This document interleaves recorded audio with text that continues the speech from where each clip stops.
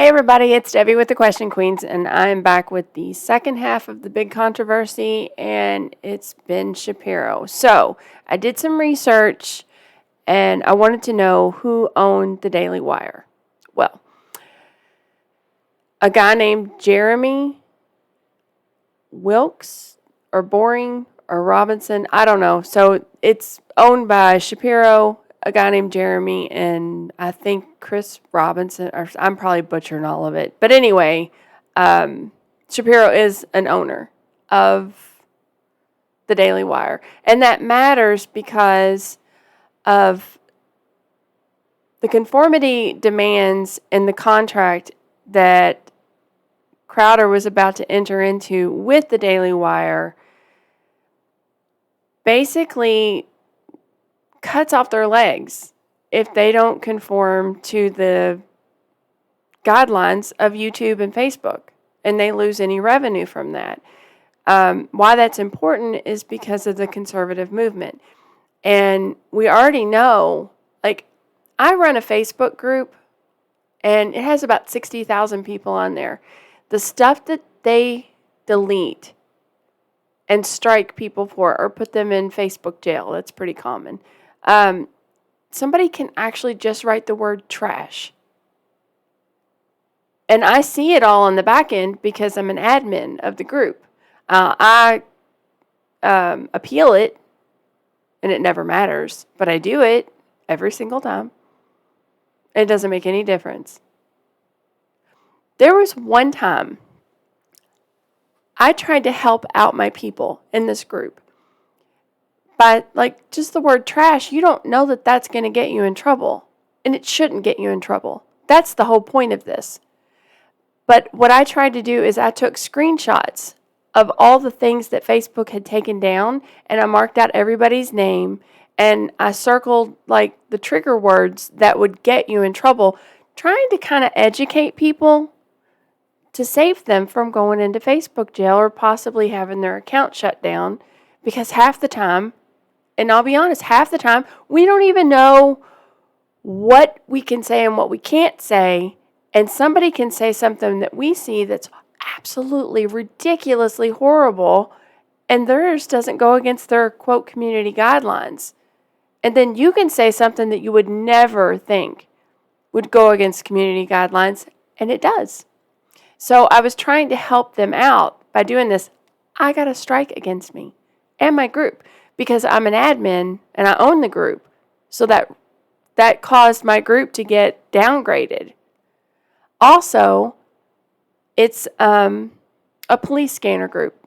Now, we don't talk about police. I know there's been lots of controversy with police, and I don't mean to keep going on and on about this, but it goes to what the whole point of this is, because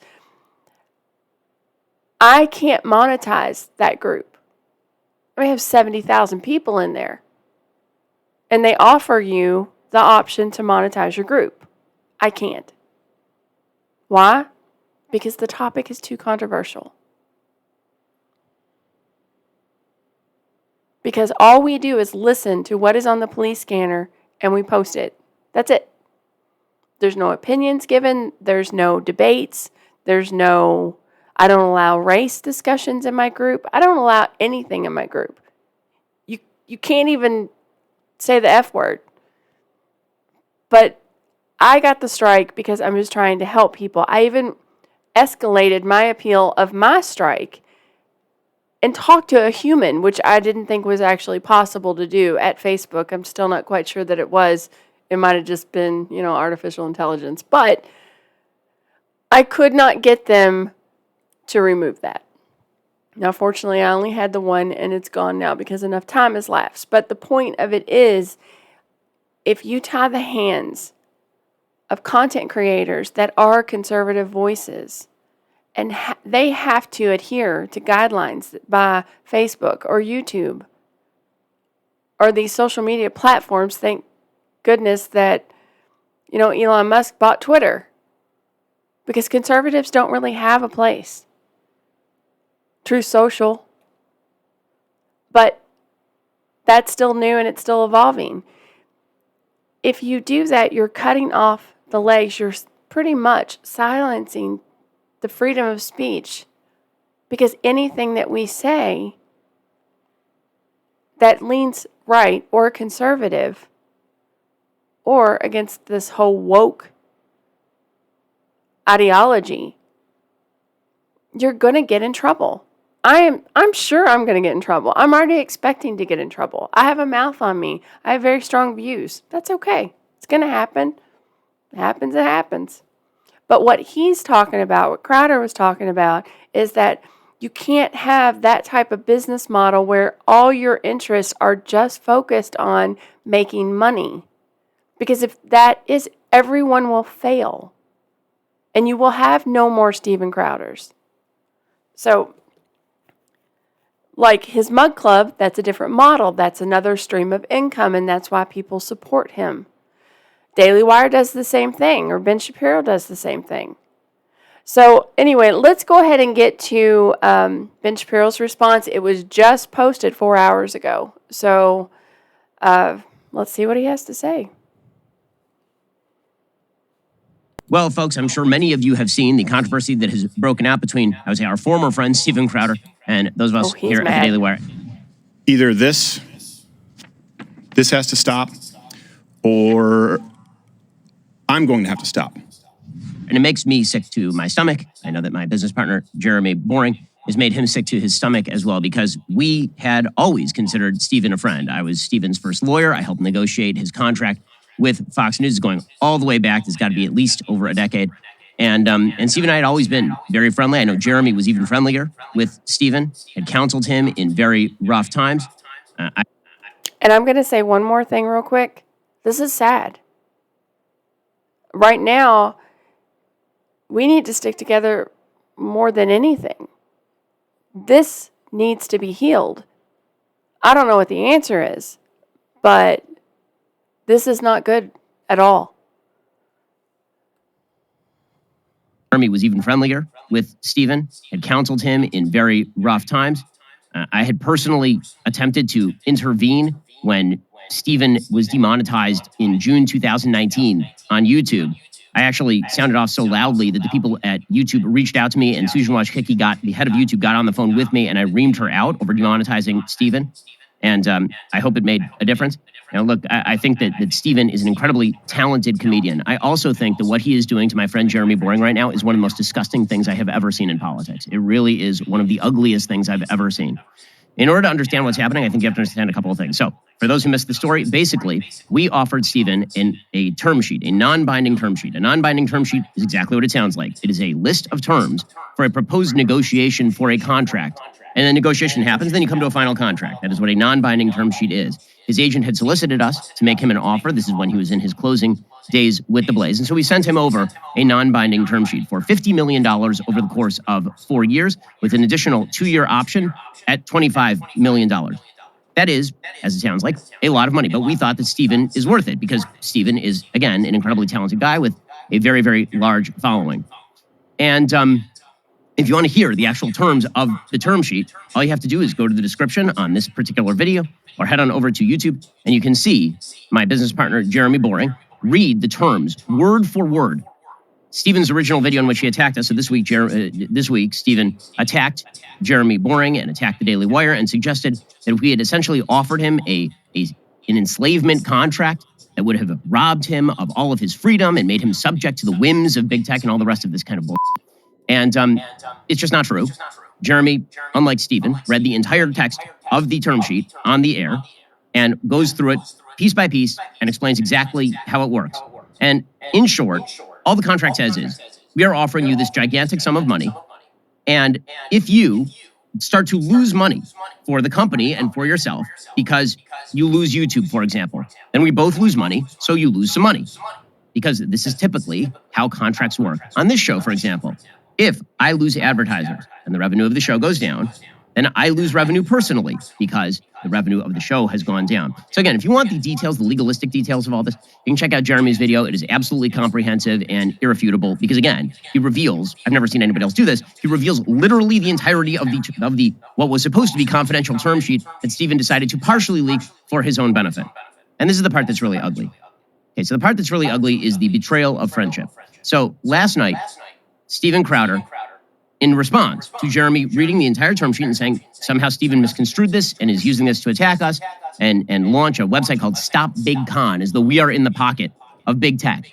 We are in the pocket of big tech. We who have invested literally tens of millions of dollars building alternatives to big tech.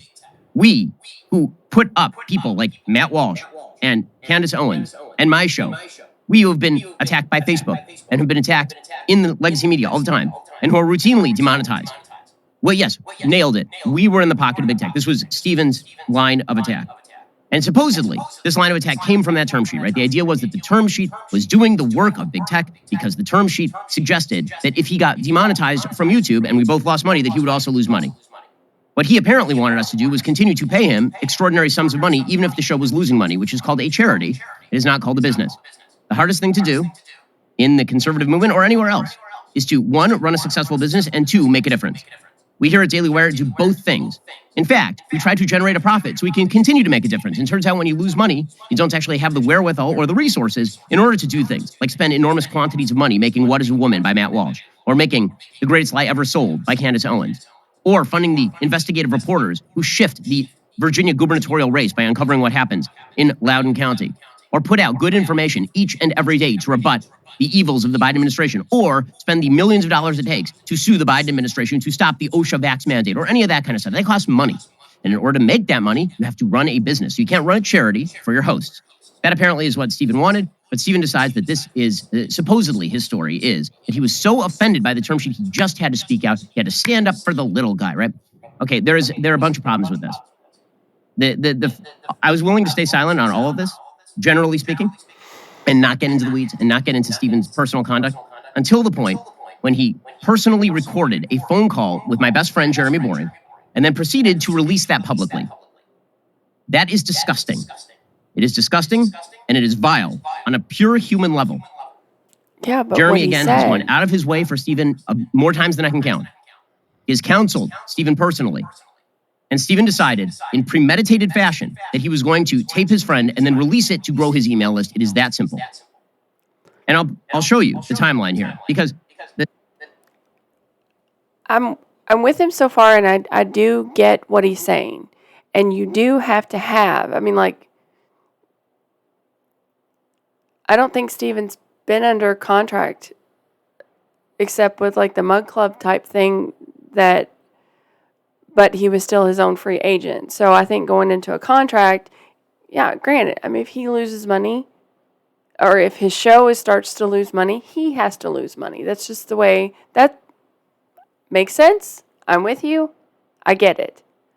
However, shifting the thing to recording a phone call and what he released, I'm pretty sure he said, well, they can be white slaves for us. Or my slaves. He said some slaves. That's a big deal. So I'm really curious if he's going to address that. His email list, it is that simple. And I'll show you the timeline here because the case here is that, again, this term sheet that he got, he was so offended by it, he just had to speak up. He couldn't be held back any longer. He had to speak up on behalf of the little guy. Okay, I'm going to read you the timeline of what happened during this negotiation and when he decided to tape his friend, his supposed friend, Jeremy Boring. So here is the timeline here. October 5th, 2022 is when we sent Steven this supposedly evil term sheet. So evil. So you would imagine that the term sheet was that evil. October 6th, he couldn't have held back. How could you guys do this? It would be just October 5th is when we sent him this term sheet offering him $50 million over 4 years plus a 2-year extension for $25 million. You know, basketball player type money. On November 2nd, Steven called up Jeremy and said, I want $30 million a year and a bunch of changes to the term sheet. I'm not going to redline the term sheet. I'm not going to edit the term sheet. I just want you to send me a brand new offer. On November 6th, 4 days later, remember, this is after he's already sounded off. He's got the term sheet. He's had it for a month. November 6th was election night. You'll recall, if you're a Daily Wire fan, Steven Crowder appeared on our election night coverage. Everything was very friendly. Everything was very chummy. Everything was great. November 14th or thereabouts, we decided that we couldn't meet his demands. That his demands were not rational in business terms, that he wanted too much money, and all the rest of it. So we let him know, no hard feelings. We're still friends, just like we do in every contract negotiation. As Tim Pool said on his show last night, we've had contract negotiations with Tim, and we disagreed, and we went our separate ways, and we still like Tim, Tim still likes us, and all the rest. Okay, so November 14th or thereabouts, we told Stephen that we couldn't meet his demands. Fast forward another month, December 12th, he registered the site Stop Big Con. Okay, that's when he registered it. Remember, October 5th is when he received the terms. November 14th is when we said we could not meet his demands. December 12th is when he registered Stop Big Con because he knew that 3 days later, he was going to be announcing that he was leaving the Blaze. He needed a plan, and attacking us was the plan. December 15th, he announced he was leaving the Blaze. A month after that, he texted Jeremy in friendly fashion to ask if they could talk. On January 9th, he called Jeremy and proceeded to tape him. Without permission, without Jeremy's knowledge, he proceeded to tape a person who was supposedly his friend. And remember, this is all based on the passion of the upset that he had over a term sheet that was submitted to him on October 5th. It is a month. It's actually 36 days after. So January 17th is when he launches Stop Big Con. So just to get this straight, just to get the timeline straight, because this is what we would call a premeditated move in an attempt to grow your email list. This means 104 days elapsed between when Steven Crowder received the term sheet that we submitted to him and when he launched Stop Big Con. 104 days. And it means that 36 days elapsed between when he decided to attack Daily Wire and Jeremy by purchasing Stop Big Con and when he called Jeremy to tape him. So that means well over 3 months elapsed, again, between when he received this egregiously evil term sheet, which, by the way, is not egregiously evil. The term sheet is perfectly legitimate. It was the basis for further negotiation. There have been moves on both sides, but there's nothing wrong with saying to a person who produces a show, one, you have to produce a certain number of shows, and if you don't, we're not going to pay you for the shows that you don't produce. And two, if your show begins to lose money, you also lose money. This is how business works. This is how the media works. This is how capitalism works. We are not communists. We do not pay people in order to not generate revenue. We cannot run a business and keep it functional and employ 300 people and have the money to spend on all the wonderful projects that we like to do, on the $100 million we're going to spend on kids content, on the suing of Joe Biden's administration, we can't do any of that stuff unless we are a profitable company. We don't pay people just for the fun of it. So that means this is totally premeditated. It is an attempt to grow an email list by deliberately misconstruing terms of a perfectly legitimate, non-binding term sheet for a person that I personally and Jeremy, have gone out of our way to help multiple times. A person who then claims that we are the big shills for YouTube, right? We're the ones who are shilling for big tech. So what's his claim on that? His claim is that we're shilling for big tech by saying that if you get banned from YouTube and we lose money because of that, then you also lose money. Well, I noticed that someone else makes the vast bulk of his living via the exposure he receives on YouTube, and his name is Steven Crowder. Steven has a bigger following on YouTube than I do. He has a massive following on YouTube. He's a YouTube superstar. He has 6 million followers on YouTube. He doesn't want to be banned on YouTube. By the way, he doesn't have to be demonetized in order to continue. The demonetization does not mean that he doesn't indirectly make money on YouTube. The exposure he receives on YouTube allows him to push people to Mug Club. He knows this. This is why he has a piss off YouTube segment, which is smart. Right? He does the same thing on his show that I do on my show. Exactly the same thing. You will hear me on this show when I discuss COVID. I'm about to say a bunch of things I can't say on YouTube. So head on over to Daily Wire Plus and subscribe and hear the rest of it. Steven does the same thing. He says, I'm going to have my piss off YouTube segment in which he avoids saying the things that will get him permanently banned on YouTube, but directs people to his site. So is he a shill for big tech? Is he a shill for big tech? Because if he were really not a shill for big tech, apparently, he would just say whatever he wants. Any day. You just say it any day. And if they knock him off, they knock him off. But he's not doing that because he's not a moron. Steven's not a moron. He apparently is just a bad person who tapes his friends and then releases the tapes for personal gain. I'm personally insulted by Steven's behavior here. I'm more insulted. It has nothing to do with me because he hasn't actually said anything about me. It has to do with you don't get to attack my best friend and suggest that my best friend is some sort of shill for big tech when we spend every day, literally every day in this business, attempting to fight big tech and to win. When we spend every day trying to bring good content to people who can't get it in a lot of other ways and build a business, who go out of our way to make offers to people for tens of millions of dollars so they can continue to provide the content that you want. Tens of millions of dollars to people like Steven Crowder. I don't see a lot of other people walking across the table to make this offer to Steven Crowder. The easiest thing to do in our particular industry is to attack your friends and make money off of that. The hardest thing to do in our industry is to win at business and to win against the left, and those two things are simultaneous. Because if you lose money, you can't keep operating and fight the agenda of the left. It makes me nauseous to be talking about this, honestly. It makes me sick to be talking about this. I'm sad for Stephen that he feels the necessity to plan for months, apparently, to attack his friends, to try to grow an email list in the most cynical possible fashion, and tape his friends on the phone, and then release that public. Who does that? Who does that? Is that something you do? I mean, let me just ask you on a personal level. Have you ever done that? Have you ever taped your friends? Is that a thing that you do? I think he's a little mad. But he didn't address what he said either. So, I'm curious why Steven Crowder actually needs to go into business with somebody. I mean, I would say he's pretty well got everything. What am I missing? I don't know. I don't really want to get into the business details of it, but he did not address what his friend said. Something about being slaves for them for a while. And I don't know if he said my slaves or white slaves or some slaves. I don't know. I couldn't really tell.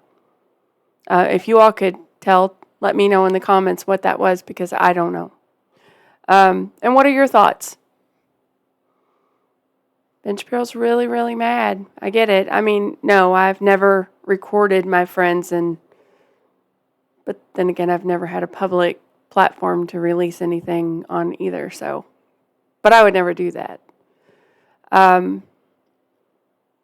My gut is telling me that, well, let me back up. Does Crowder really need to use something like this to get an email list? He has so many supporters and people and subscribers and people that watch him. Does he really need to go to those links in order to get a big email list? I just don't see that. Do you all? I'm not so sure I agree with the whole recording thing. I know that Crowder was saying that Daily Wire keeps making it about money. I think they both think they're right. This is heartbreaking. It is. They should be coming together instead of dividing. So anyway, well, that's the video. I would be really interested to see what you all think. What's your thoughts? What's your input? Leave a comment for me, and let's have a discussion about it. And maybe you've got more information than what I've uncovered. But that's the video. Thank you so much for joining me. And if you haven't hit that subscribe button, you can do that on the way out. And hit the like button while you're up there. And I will see you really soon. Bye.